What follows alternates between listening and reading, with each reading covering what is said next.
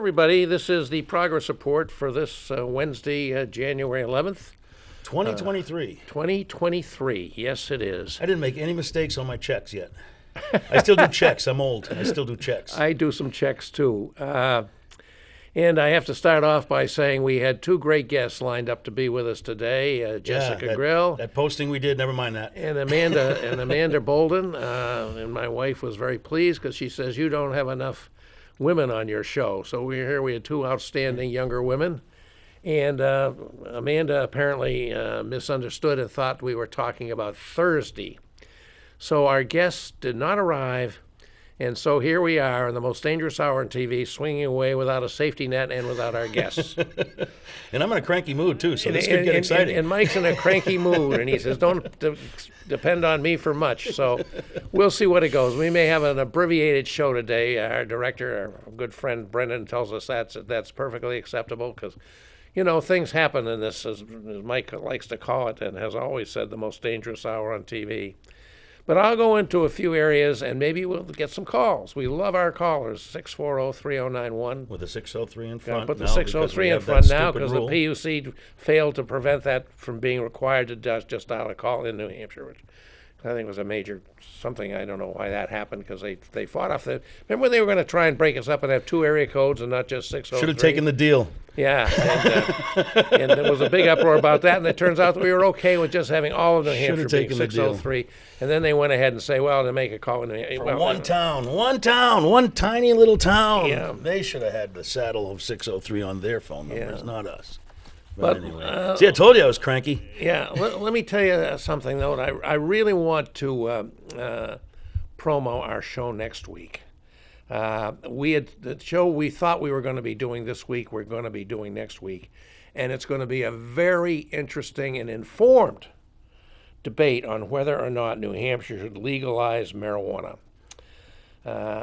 We are in this area, as in others, we're the donut, the hole in the donut surrounding us are states that have one degree or another legalized cannabis for recreational use.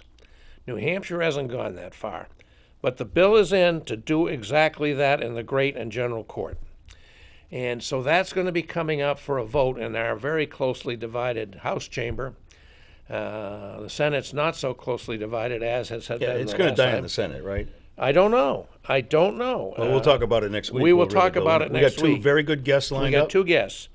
I might as well just promo it right now. Yeah. One of our guests is former state rep Patrick Abrami from Stratham, and he was the chairman of the commission that got into studying this issue in great detail, and he's got a lot of good data. He's our candidate against.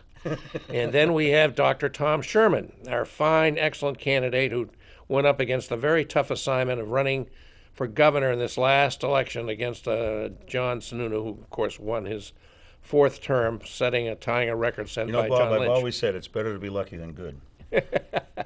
Yeah. He's the poster boy for that saying. And he campaigned hard, and the one thing he campaigned on that caught my attention, because I'm not convinced about this, is he's favoring legalized marijuana. And he's not only a strong candidate, and he's also, of course, a doctor. And when we tried to set this up, I found out that Tom Sherman was skiing in Utah at Park City. Good luck for you, Tom. I hope those black diamonds treat you well. But in any event, those are going to be our guests next week. We will have the show. We hope for lively discussion, including always our participation from our viewers out there. And I think it's going to be very informative. I'm quite excited about it. A lot of thought went into it. We're trying to improve the content, and we're actually, we've got two fairly well-read experts on the topic. We got two real experts on the topic. It should be a fun debate, and then you and I can have at it and with no knowledge whatsoever, and really just have some fun with it. So. Meanwhile, just to get going on a few things here that seem topical and maybe of interest. And I hope again, we would love people to call in and offer their thoughts of the issues of the day, whether it's the way we're dealing with the homeless crisis here in Manchester. That was not going to be a major part of our talk tonight, but it might have been a real part because one of the major issues is the state doing enough to help the city of Manchester deal with this is that really intractable? No. Well, answer is no. If the problem isn't solved, it's the state's responsibility. So yeah. The answer is no. Well, that's empirical. According to Governor Sununu, the answer is not no, it's yes, and you aren't using the money we're giving you wisely. Well, So- we're not using the money that Joe Biden gave us wisely. Is Yeah, what he's saying. that's true. Don't misunderstand. Yeah. He's not giving us any money for this. Yep. Not to mention Londonderry cops dropping people off in the middle of the night at shelters that don't have beds. There's Yep. some cooperation. Because why? Because they didn't know about 211. Yeah. How many years? I think 211 came out when? 2010? Gosh, I don't You know? know. I It's mean, been and certainly- these are the cops, Yeah. and they don't know about 211. yeah, That's it. That's terrible. that's pretty interesting. You know, I mean, it was one thing for Sanford, Maine, to be dropping people off. You know, that was a big uproar, and I think they should have paid much more dearly for what they did. But for the town of Londonderry to do that is just despicable, and they ought to be ashamed of themselves. Yeah. You know what they ought to do? Have their own shelter. Yeah. Don't be driving people to Manchester. Every town has to have a shelter for their own people. And we know now that in an effort to deal with that encampment on Pine Street, which really was a distressing situation, even a kind and compassionate alderman like Pat Long knew that something had to be done. And the city's made a solution to that, which is erupted in some of its own controversy. It's not a solution. It's a providing some shelter for the hardest core problem cases over at the West Side Cashin Center. At the time when it's not open for its usual senior activities. I wonder if they do that for say an elementary school. Same situation, right? It's at night, kids aren't there. Why not use an elementary school? I doubt they would even consider doing that. Yeah, probably not. I don't know. So, you know, that was a real problematic decision. I don't think it was the wisest decision. I don't in the think world. you can solve this problem without causing some people who are not part of the problem some discomfort. Well, everybody has to help out. I understand that. yeah, Everybody that's has what to I help would out. say. But you know, we rely on these public-private partnerships. We rely on these nonprofits who are stretched to the hilt, saying, "Well, we threw money at it, and how come they can't solve our problem?" Yeah. You know, where is the city of Manchester shelter? Where's the taxpayer-funded city of Manchester emergency homeless shelter for the overflow? You know what I mean? Well, and we have this problem up and down the line. It's not just people who are unhoused. It's mentally ill people. I've heard you say that, and I acknowledge that's an interesting question. I wonder if there's any other cities that do have their own emergency run shelters, as opposed to, like in Manchester, contracting with an outfit like Families in Transition or Fit to provide the services. You make a very good point, but my point is the problem isn't solved, and until it's solved, you keep pushing. Yeah. But let's Well, take we're this delighted call. to have a call. Awesome. We're Caller. really glad to hear from you tonight. Since we're without a guest, you can be our first guest via phone. Thank you. Well, excellent. Really enjoyed the show. And as far as the homeless situation, why haven't anybody considered over where I believe it's called YDC over in the Southern New Hampshire area? Isn't there a huge chunk of land? And I heard that building is beautiful. That's in the North End. That's in Yeah. the North End. Yeah, you're not going to get any homeless shelters in the North End. Well, come on now. I don't. I say, come on now. I agree with the caller. It's a state facility. They're trying to close Yes. it. They're trying to close Yeah, it. and there's but a very small population there. They were planning to close it. They got plenty of room there, including in buildings. There's no question about it. I guess the problem is is it maybe too far away from the supportive services that can need to be brought to these people? I don't know. But it's a good question, caller. I don't have a good answer for you. I'm kind of envisioning, like they have these huge military, but like a white, they could make like a huge area inside, outside that people could migrate to just to get out of the chill and out of the element. Yeah. make a very good point. It's an underutilized asset. Yeah. It certainly is. That's a very interesting point. Like a super sore eye. Yeah. Well, thank you, caller. Thanks for the call. One of the people we hope to have join us to talk about this issue soon is the still quite new Director of Homeless Services, the coordinator of the response, whatever her title is, Adrienne Boulogne. And we will try and have her on, and that would be a great thing to ask her about that, if that's part of the range of things she's been looking at. I really would love to hear from experts. I totally recognize that I don't have the experience or Yeah. expertise. I've spoken a lot with Pat Long, who I consider, kind of my personal expert on the issue, Yeah. because he's studied the issue for so many years here in Manchester, and he's also done a lot of work looking at what's going on in other communities. He was the person that brought to my attention what they call the evidence-based recovery, where you don't have dry housing. You have housing first, I guess, is what they call Yeah, the yeah, model. that's right, I Where think, you yeah. start there and you build out from there to take care of the mental health or the substance abuse or whatever the other issues are that are preventing people from thriving Yeah. and getting themselves into their home in their own homes. Well, again, Caller, you raised an excellent suggestion. We're going to look into it and try and get some information for you and bring it to you right on this very forum that we have here. But I do think, Bob, I sometimes I tend to spout off, and I hope people can forgive me for that. But I do think that when the problem is solved, then we can say, okay, we're all set. But the problem is not solved, and the organizations that we have contracted with to do it are maxed out. Yeah. They will not be able to solve the problem. Yeah. They're maxed out. To say they should do more. Well, if that's the case, then everybody in the city of Manchester has to do more. Yeah. You can't point to one and say you should do more, but the rest of us are going to put our feet up and see what you do. Yeah, And I really think the city has a civic obligation to get the job done, not to highlight it, not to draw attention to it, not to discuss it, to get the job done. Yeah. I thought Channel 9, WMUR, did an outstanding piece on this when they sent Amy Covino down to Nashua and look at the problems in Nashua. And Nashua, of course, has homeless people. Nashua is a big city by New Hampshire standards, not quite as big as Manchester, but they don't have the encampment problem in anything like we do. There's a few tents here and there in Mine Falls Park and places, but nothing like we've had, between using the county property where the courthouse is, Under the bridges, under the bridge, Amoskeag Camp, Amoskeag they called it, along the rail line. and along the rail line, They move. They and, move. and then on Pine Street, right next to the Families in Transition, facility there. And why not? And the only thing that was offered, and it was by somebody down there, it said, well, in Nashua the rents are higher than in Manchester, so more people go to Manchester. I don't know if that's the total explanation, but it was a very interesting piece they ran. So what's the and I'd like solution? to Raise follow the up. rents? I mean, come on. Well, I thought the rents were already sky high in Manchester, and very few places were available at those high prices. But that was the explanation offered, and maybe there should be a follow-up to that. But I want a to little congratulate superficial. Channel 9 for digging into that and finding out a real contrast between our two largest cities. So there we are. Another point to make while we're on the topic, apparently 50% of the opioid overdoses are among the homeless in Manchester. 50%. I wasn't aware that was that That's a very high. substantial number. At Certainly least is. that's what was reported in the Union Leader. I'll be darned.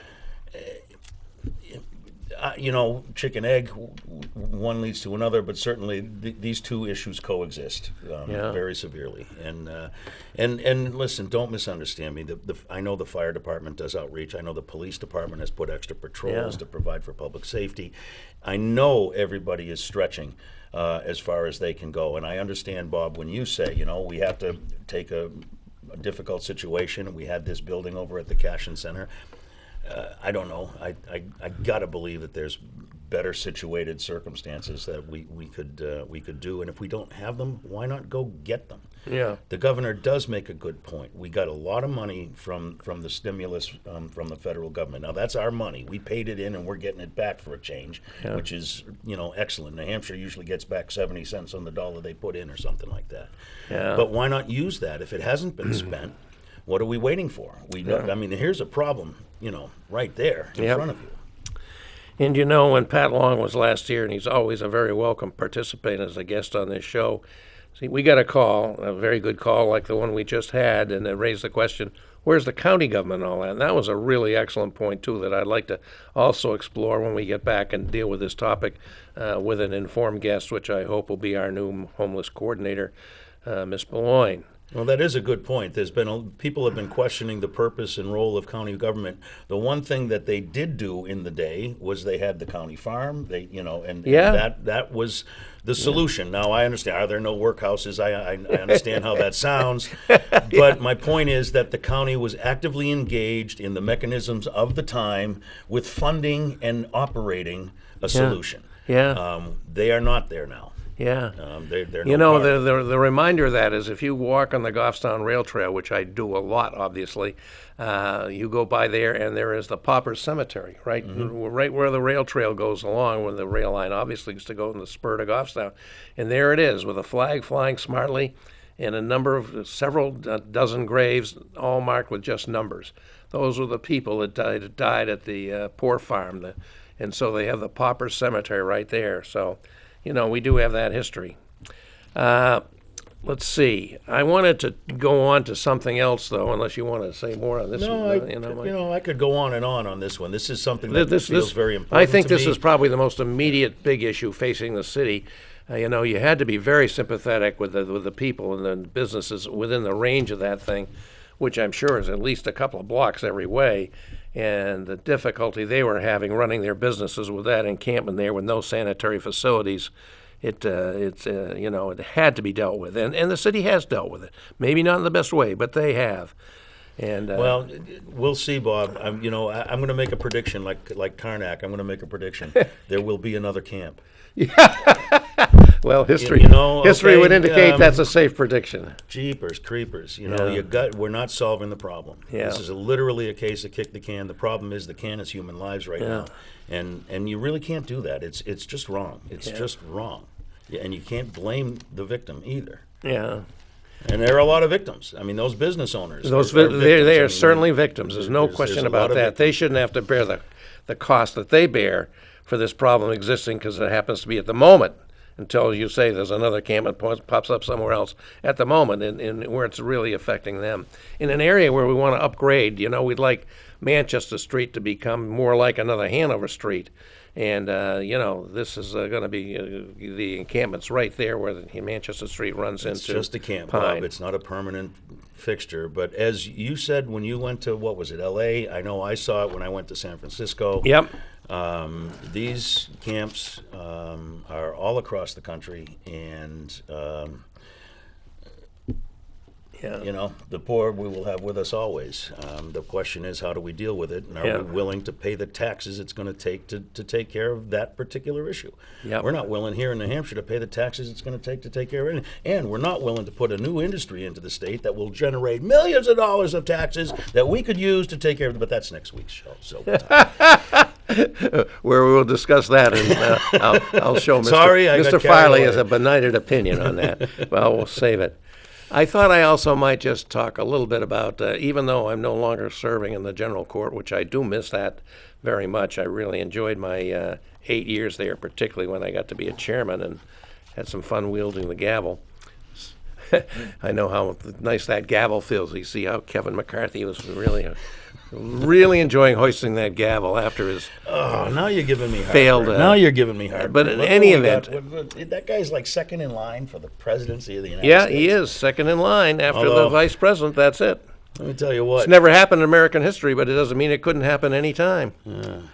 In any Don't event, get me started. I could go off on all three of those people. If I I thought I'd talk a little bit, and I certainly was hoping to talk to our guests if they had not misunderstood the date here, or maybe I hope I didn't misinform them. I don't think I did, but whatever, they're not here. And talk about Governor Sununu's fourth inaugural address, which he delivered on January 4th, to a pretty sparsely attended audience in the House that day. I mean, that's the big event of the day. There's not much else to do. And bring the Senate over. Don't you bring they? the Senate over, and everybody stands up and applauds. And and Channel 9 did broadcast it, so I didn't go up there either, but I did watch the speech. And I got to tell you, and I was real interested to hear what our guests would have thought about that. I thought it was dreadful. The Republicans all thought it was just great. But what he said He's was... given a lot of inauguration speeches that were dreadful. in the first one I was there, and he just first winged it. one He was didn't. dreadful. He likes to kind of speak ex-temp. Yeah, better be lucky than good, I He say. made no proposals for the legislature to consider. Nothing. Nothing. All he talked about in terms of policy at all was talk about, getting Canadian Hydro down, seeming to have forgotten that New Hampshire dumped the proposal to do that, with New Hampshire participating in a project called the, what do they call it? The Northern Pass? Northern Pass. How could I forget that? Northern Pass. Northern And Pass. for those of you who are betting, Bob's talking about electricity. Yeah. Well, yeah, but it's electricity is very important in it. I know, Bob. I And, know. It's we a running joke I have with yeah. some of our viewers. But in any event, for him to bring that up when that thing came crashing to a halt in the Site Evaluation Committee, which is our statewide body that has to approve energy projects or upgrades that have a major impact statewide. And now the big issue is whether they're going to get that thing built through Maine to provide that hydropower to the New England power pool. Other than Maine, that, by the way, has voted against it, but the Supreme Court overturned the vote of the people in that case. rightly so, in my opinion. Of course, Bob. Yeah. Liberal fascist. Well, jeez. I'm not going to invite you back next week, Mike. You keep going like this. You don't overrule the will of the people in a general election. That's what the Supreme Court is there for, so that the majority doesn't become tyrannical. Oh my goodness! Goodness, Okay. goodness, All right. Overrule Yeah, the you have a point. overrule the people in the South when they pass the Brown versus Board of Education. This wasn't a Those that were discrimination allowed to case. vote. This was a case on whether people wanted to have that electrical line. But, Yeah, well. So am I gathering you'd like it to come down through Maine? I would have. I was for Quebec Hydro? coming here either through New Hampshire or Maine, because even though I'm big on renewables, and especially on energy efficiency, this is dispatchable power that's not carbon emitting, and it comes from a very reliable source, our friends in Canada. And they've already built the dams and dammed up the rivers and, displaced the natives and all of that. That's already happened. What about the horror that occurred in order for them to build that infrastructure? Well, And it was the ecological horror. Maybe it was horrible. It was certainly some was people. some people. But it's done. You can't unring that bell. So my point is that is the only thing that he mentioned of any substance. And again, here I go again on electricity, never mentioned the real way to reduce the cost of electricity, which is, for God's sakes, fund some energy efficiency so people can use more electricity. Megawatts, right? Negawatts, a great phrase from my I've good learned, friend. Bob. I've learned. Amy. I'm sitting Yeah. next to you. I've learned a lot about this. But this is not what I was going to emphasize about the governor's speech. Other than that, it was quite a different thing. And the New York Times had a very interesting piece. No, I'm sorry, it wasn't the New York Times. I think it was Kevin Landrigan in one of his columns comparing Ron DeSantis of Florida, who was a big Republican governor, as we all know, Running for president. and very likely to run for president in the next 2024. Very likely, he's clearly setting him up for that, and he's done a number of things like ship some migrants to Martha's Vineyard and pulled stunts Hateful like that. guy. Isn't he the most hateful thing? Yeah. And in any event, Kevin Landrigan compared their speeches, and you know what? They were pretty much the same. It was all Are you about. saying he plagiarized? No. Did he copy it? It's a question of it's great just- great minds thinking alike. Well, you're going a bridge too far for me on that. That is not a great mind. Okay, that is between those two ears is not a great mind. All right. But in any event, he pointed out, and with several examples, what they talked about, both of them, for most of their speeches. My state is number one. Under my leadership, my state is number one in attracting investment or business formulation, or This is the place to be. in migration or whatever. They both went on and on this same thing, which really makes me think that the speculation that our governor is thinking about running for the presidency. I would love to see that. Is I would real. Love It's real. to see that.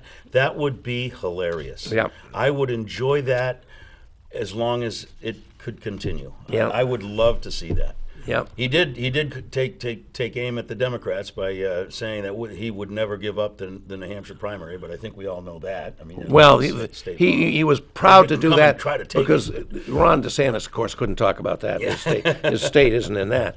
But, he can talk about that because it's the one true issue on which there is total almost unanimous bipartisan agreement. Whether you're a Republican or a Democrat, whether you're a Trumper or you're not, everybody in New Hampshire, pretty much, few rare exceptions, think, yeah, we should be first. And that We was have the right to Biden be who first. did that. You know those little stickers? I did that. That was Biden who did that. What? Wrote the letter saying that it should be South Carolina. Yeah, yeah, I did that. He yeah, says. yeah, yeah. Biden. Yeah, he did. Yeah. Remember But, who I voted for in the primary there, Bob? Well, I'm still glad he's our president. In any event, that to me was a real signal, and I'm just repeating here. I think our governor is very seriously considering being a candidate for president. What do you think about that? I think it's going to be an extreme long shot. There was a time when you thought if it was going to be a governor who was going to run for president, he should come from a big state with a lot of electoral votes. And that's been pretty much the history. Wouldn't you think, Bob, though, a governor as opposed to a senator or a congressperson would actually be better suited to be a president? Haven't we found, I mean, governor of Arkansas, governor of Georgia, governor of California, don't we find that governors Well, step into the role of executive? I used to think that governor was the best training ground for rising to higher office because, the president's the chief executive of the nation, the governor's the chief executive officer of whatever his or her state is. But this last time, I'll get you going on this one too, Mike, I think the right guy, even though I didn't support him in the primary, and not many Granite Staters did, was Joe Biden.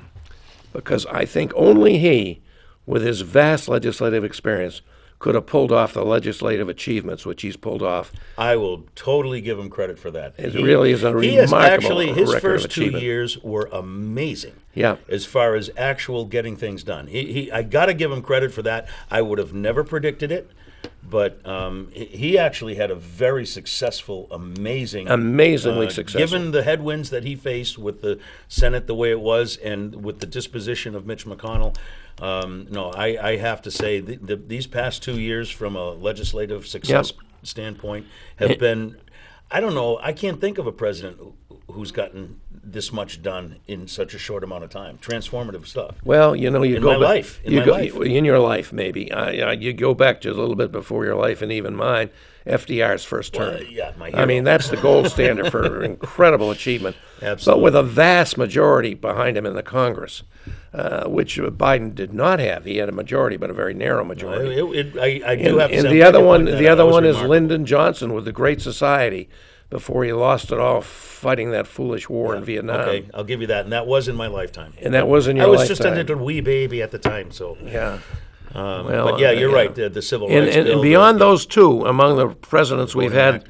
going back for a century or more, this is the greatest, highest achieving president. And I think it's entirely because of the relationships he forged, the knowledge he gathered about the legislative process, that he could do this.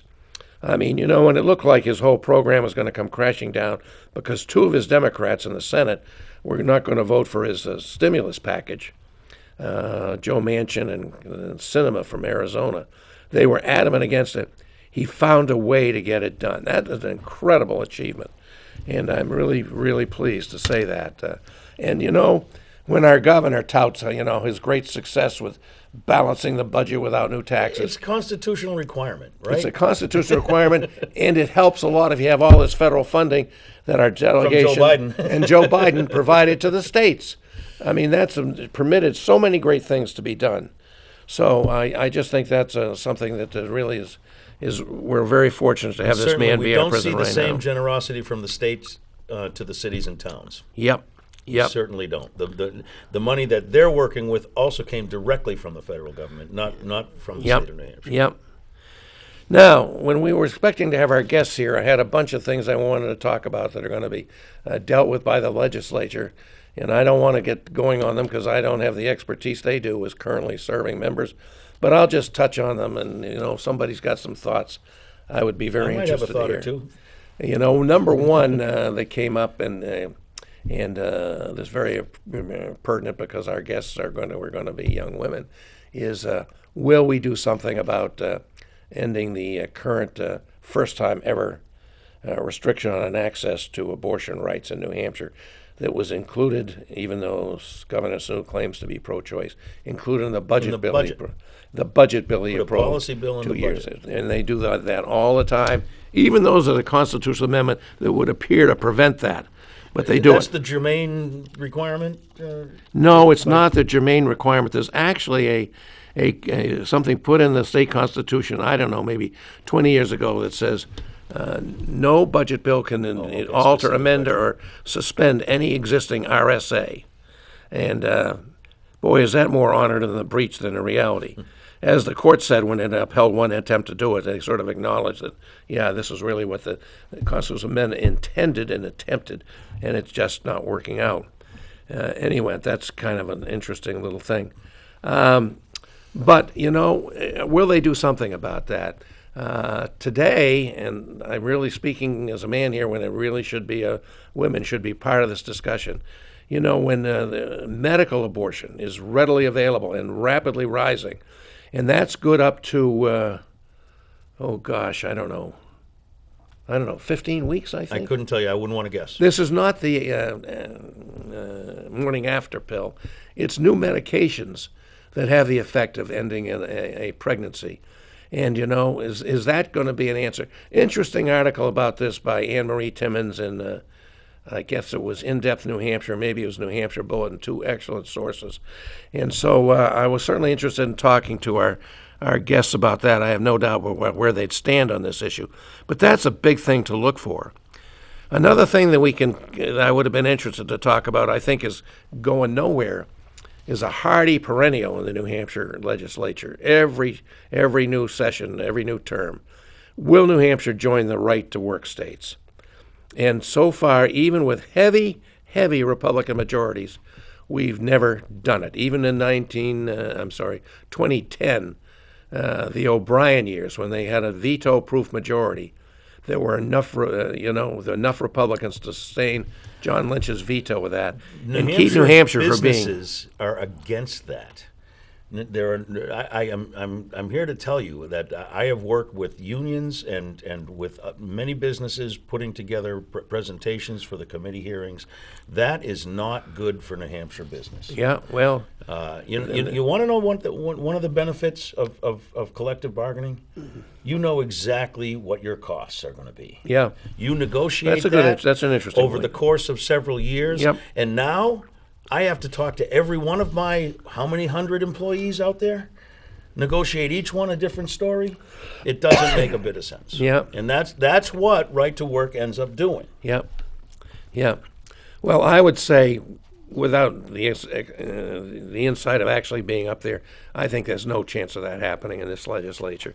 The House is so closely divided, and there are always some Republicans that do not support the right to work. Because they understand the impact on business. Yeah. It's not, it does not have a positive impact on business. Yeah, It is a way to earn votes in Yep. an election. Because the pennies, literally that agency fee that they're talking about, where they say you have to pay union dues even though you're not in the union. Yep. No, you can go to work without being in the union. Right. In a union shop. Appeal- And get all the benefits, all the break times, all the overtime, every single benefit that union guy working right next to you gets without paying for it. Except if you pay an agency Yep. fee. So what Right to Work is the right to freeload. It's Yeah. the right to get union benefits without paying a penny. Or To is- freeload off the back of the hard-working union laborer or whatever that union guy is or woman right next to you. It is despicable, and it doesn't work. It doesn't help in any way the businesses. yeah. I think you're right about that. At least many businesses feel that way. But boy, there's big money behind those drives. I used to get all these lavish mailings from the Right to Work Association or whatever they call themselves.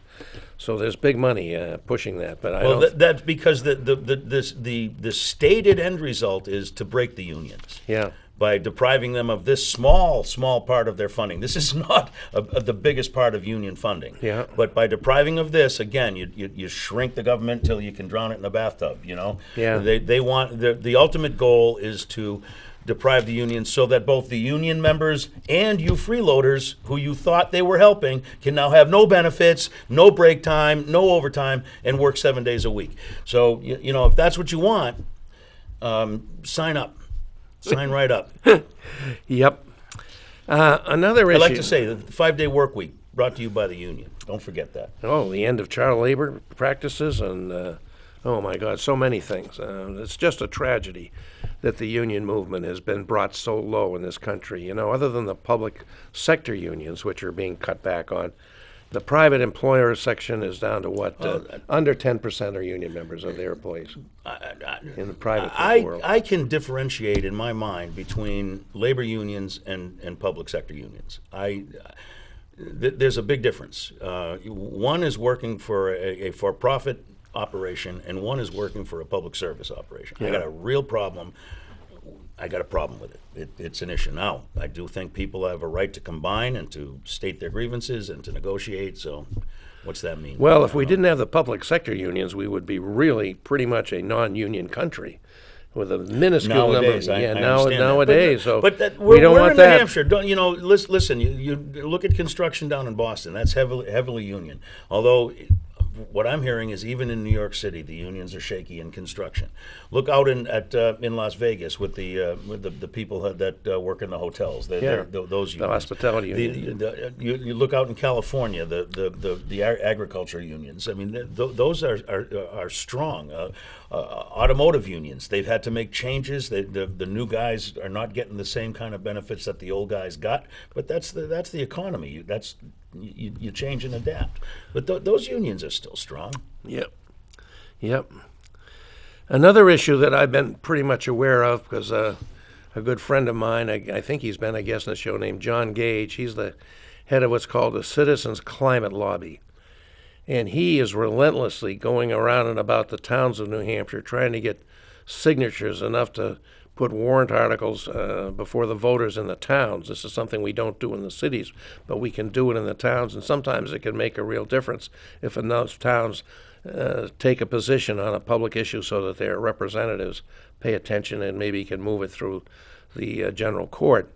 And he's pushing a bill to through his warrant efforts. He was out in Goffstown when I was there just a couple of days ago, running around trying to get the necessary 25 signatures for a warrant article that would say we support the cap and dividend program to address climate change. Now, this eventually would have to be done ultimately by, at all levels of government, not just, the towns in New Hampshire, but it's a place to start. And I admire the heck out of them from trying to do this, because it seems like everybody's concerned about climate situation, but nobody's really willing to deal with it in a meaningful way. I'm going to ask to restate what you just said. I think half the people in this country are concerned about the climate situation. There are people that deny that there's an issue. Yeah, there are some. But even the people that think it's an issue, they get real. It just gets really hard. I know, because in our committee we tried to address this with various bills, usually ending up as just a study bill. None of them got anywhere, even when the Democrats had the majority, as we did for half of the time I was there. None of them got anywhere, and I think this is a problem in all jurisdictions, because the idea is that you will pay, there will be a tax or a fee. The Republicans, of course, would say it's a tax, or whether it goes to the government or not. So what if it's a tax? They would say on the carbon, because the market is the best way to influence people's behavior regarding, change, if you can do it. And then the program would call for those funds to be returned as a dividends, hence cap and dividend. You put the tax on, so there's a price on carbon, so reduce the putting the carbon in the atmosphere, which is beginning to cause dire consequences. Hello, California. And then you get your money back in the form of a dividend, and it would even mean that it would help income inequality, because the lower income people would get more than they put in back, and maybe the high income people a little less, but that's just part of working it out. But this is a very tough thing to get done. And I know there's bills in the legislature to do this. There are 2 bills to do this. I am not predicting any great success for them despite John Cage's and his allies' fervent efforts to do so. So that's an issue, and I know some people care about it, and I care about it, but it seems like a really tough lift. I think we're really going to be cooked, almost literally, if we don't leave some of the fossil fuel in the ground that's now available to be mined. And yet we hear all the time, well, the price of gas is so high because we're not building pipelines and drilling more oil and drilling for more oil and natural gas on public lands. We're doing plenty of it. The paper There reported are, it. how many, 9,000 or is it 90,000? That thousands of drilling leases that have been issued but are not being used. Yeah. Oil companies have them in their hands, and they're not I, using them. I don't know the number. You're probably correct about it, but it's a lot for sure. I don't want to exaggerate it, but it's in the thousands. Yeah, yeah. You know, so you want to open up more land. They've already got the receipts. They can Yep. already go and do that, which probably is a problem. Probably should get those papers back. Oh, yeah. Because, as you say, we got to keep that stuff in the ground. Once it gets out, Oh, you hey, know, Mike, I look at forgot California. to put up when I was talking about the governor's inaugural. You had a nice little video you wanted to Don't want to do it? Yeah, we're past that. Let's move on. Let's move on. I don't want to give that guy any more. Yeah. Yeah. Okay. No, I thought it would be a good setup, but we'll do it. We'll use it. We won't ever use it again. We'll get another video. We'll get a better one. Somebody else on it. Another subject I might just touch on that was not going to be for our guests had they made it here tonight, which I'm sorry they didn't, is what's going to be the shape of the Manchester elections, which are coming up in this year. It's an odd number of years. We'll have municipal elections again. A lot of people are thinking that Mayor Craig will not be running for re-election this year. What do you think about that? I think, frankly, she's done a fantastic job, and I would hope she would consider running for re-election. But if she doesn't, it's going to be wide open.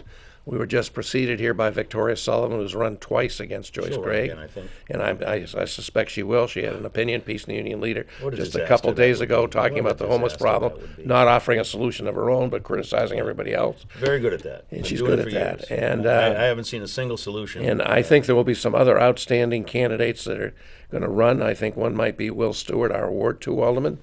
I think he is ready to consider this, provided, of course, what we're hearing is correct, that Mayor Craig decides to step down after distinguished service to the city for her last. She's in her third term, isn't she? I think she Oh is. boy, I hadn't thought about that. It's been at least 3 terms. Yeah, it's been 3 terms, I think, and she's so good at doing the hard work of being an effective It's legislator. just such it's a nasty place to be. Yeah. You know, both at the meetings that we watch, and it's like, oh my Yeah. God, I feel for her having to put up with that crap. But it doesn't end when the cameras go off. Right, I mean, right. that stuff goes on all day, every day. That's a tough job. Yeah. And when you don't have partners that are, solution oriented.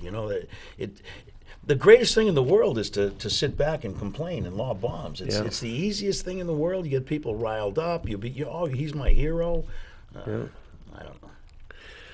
Well, folks, that's about what I got tonight. We're going to make this as And I told you, Bob, relatively short I show. didn't bring much. I was planning on reacting with the state representatives that we were going to have Yeah, here. as was I.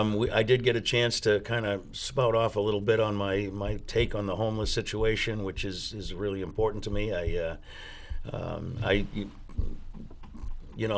don't know if you heard, but they found more classified documents. I did hear that, yeah. I mean, talk about The statute requires a knowing. Totally. Hey, Bob, Knowing I'm going to element. call the Ricky Ricardo rule of politics here. If you're splaining, Lucy, you're losing. And, you're splaining Well, away. I'm It's- just saying that the I statute, totally the understand. stat requires They're that, different. that It's there has to be different. One's- intent and knowledge that this was happening. It's like comparing oranges to orangutans. Yeah, it That's is. a good one. It's like comparing spilled milk with Yeah, throwing milk in someone's face. think I it- get it. I understand. I think, like the governor's But- inaugural address, it's a big nothing burger myself. But I we'll totally see. understand, but there is no way in hell that Merrick Garland can bring a case now. There's no way. Oh, he I can. disagree with that entirely. I think the Nope. circumstances are I so, think our so president vastly pulled different. the plug on that. I don't think so. I don't think so. Well, we'll find out. Unforced error. Unforced error. he's- It's too bad. Merrick Garland has turned the investigation of Mr. Biden's having some of these documents, many fewer and not probably as serious, and not and he, all Don't of that. get me wrong. I know they're different. They're completely different. Completely different. I get it. So But I don't think that's going to deter an investigation and a possible prosecution of the former president because he defied a subpoena on this. He defied a subpoena. He was Again, requested to ask nicely, legally, and he didn't do it. you're right. Logically, you're right. Politically, you're splaining, and when you're splaining, you're losing, and you know it's not a good situation. So I really wish it hadn't happened. Okay. But I'm not going to try to defend it. You can't. It was a big mistake. It shouldn't have happened. I'm glad he's fixing it as fast as possible, but it causes a lot of trouble. And by the way, the first thing that the new McCarthy era started off with was you know this new committee to investigate the weaponization of the government. Yeah. And the people on the committee are going to be the people who are under investigation by the government for committing crimes, so that they can look at the files against them. Yeah. Talk about a mob mentality. These Republicans, I tell you. And if you're Republicans out there, do you think that's right? You really think that's right? Really? Yeah.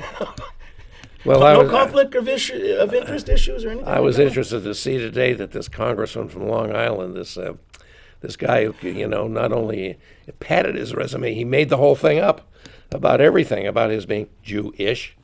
Well, not to mention that, but he paid a guy $100,000 to impersonate Kevin McCarthy's chief of staff and go out and shake down Republican donors for money. Yeah. They thought they were talking to Kevin McCarthy, but they were not. They were talking to a shill for this guy. And listen, he's going to be there. He's going to be voting because the margin shrinks to 3. And if they have a special election in that particular county right now, the Democrat will win. So the margin shrinks to 2. Yeah.